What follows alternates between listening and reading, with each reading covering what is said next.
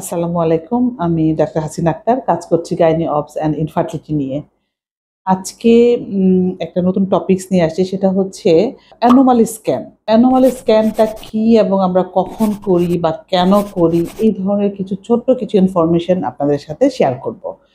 সেটা হচ্ছে আমরা রুটিনলি একটা আল্ট্রাসোনোগ্রাম করিয়ে থাকি অ্যারাউন্ড 18 to 22 উইকসে। এই আল্ট্রাসোনোগ্রামটাকে আমরা বলে থাকি নরমাল অ্যানোমালি স্ক্যান। এখানে কি দেখা হয়? ইউজুয়ালি দেখা হচ্ছে যে বাচ্চার গঠনগত কোনো ত্রুটি আছে কিনা। আ যেমন পায়ের বা হাতের অথবা ব্রেনের বা অনেক সময় হার্টের কিছু ইয়েও বুঝা যায়।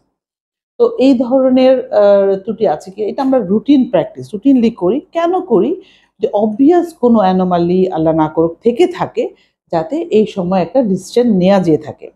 তো এটা কিন্তু অ্যাকচুয়ালি এমন না যে 100% বুঝা যায়, ওরকম ব্যাপারটা নাই। তবে অলমোস্ট 99% বুঝা যায় কোনো অ্যানোমালি থাকলে। কিন্তু মাইনর কিছু অ্যানোমালি যদি থেকে থাকে, যে একদম হার্টে একদমই মাইনর কিছু বা অন্যান্য মাইনর কোনো অ্যানোমালি থাকে, তাহলে কিন্তু এই জিনিসটা এটাতে আসে না। বাট যেহেতু অলমোস্ট অনেক কিছুই চলে আসে, তার জন্য আমি আসলে রিকমেন্ড করব ইচ অ্যান্ড এভরি প্রেগন্যান্ট কাপলকে যে যেন মায়ের এই টেস্টটা করা হয় অ্যাটলিস্ট, যাতে করানো যায়। এখন নতুন করে আমাদের কিছু পরীক্ষা, যেমন আর্লি অ্যানোমালি স্ক্যান বা এনটি স্ক্যান বলি আমরা, নিউক্লিয়ার ট্রান্সলুসেন্সি দেখা হয়। এটা 12+ উইকসে করা হয়। তো সেটা পেশেন্ট ওয়াইজ সবার যে করতে হবে এমন না। তো আমরা পেশেন্ট ক্যাটাগরি চিন্তা করে অনেককে ওই আর্লি অ্যানোমালি স্ক্যানটাও করিয়ে থাকি। সেটাকে আমরা আরেকটা নাম দিয়ে থাকি ডাউন স্ক্রিনিং। যে আমরা জানি যে এক ধরনের অ্যাবনর্মালিটি আছে বাচ্চার, জেনেটিক অ্যাবনর্মালিটি, সেটাকে বলে ডাউন সিনড্রোম।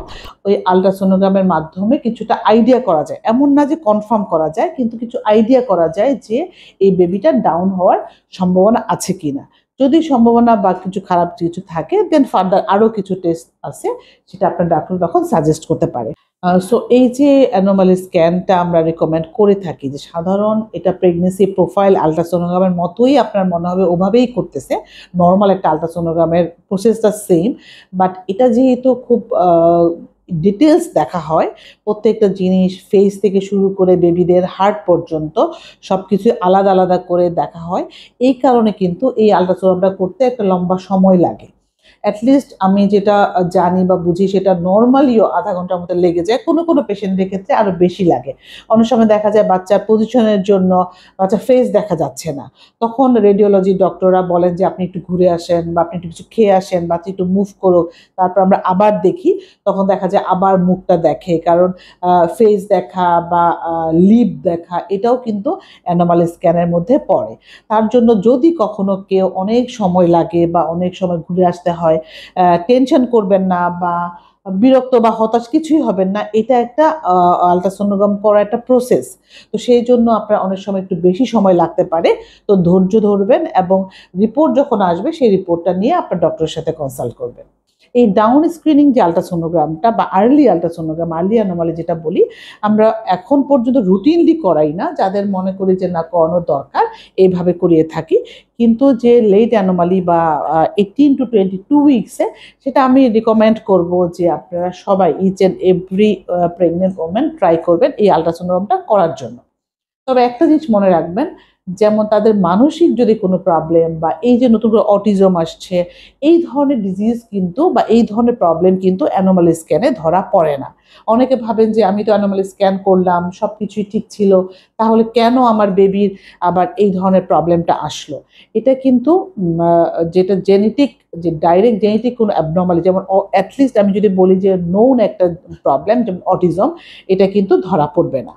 বাট আদারওয়াইজ যদি অনেকে থাকে যে হাত পায়ের কোনো অ্যাবনর্মালিটি থেকে থাকে বা অনেকে ব্রেনে, যেমন মাথার একটা খুব খারাপ ধরনের অ্যাবনর্মালি আছে, যে মাথার স্কাল তৈরি হয় না, অনেক বেবির আছে। এটা খুব কমন না, কিন্তু মাঝে মাঝে হয়ে থাকে। এই ধরনের অ্যানোমালিগুলো কিন্তু অ্যানোমালি স্ক্যানের মাধ্যমে ধরা যায়। সো এটা হচ্ছে যে এটা আমার একটা রিকোয়েস্ট বা রিকমেন্ডেশন, যে আপনারা সবাই যারা প্রেগনেন্ট চেষ্টা করবেন ভালো একটা সেন্টার থেকে অ্যাটলিস্ট একটা যে অ্যানোমালি স্ক্যান, যেটা 20 উইকস আমরা করি বা 18 to 20 উইকসের মধ্যে করতে হয়, এই অ্যানোমালিটা স্ক্যানটা করানোর এবং এই রিপোর্টটা নিয়ে আপনার ডক্টরের সঙ্গে কনসালটেশন করানোর। Thank you.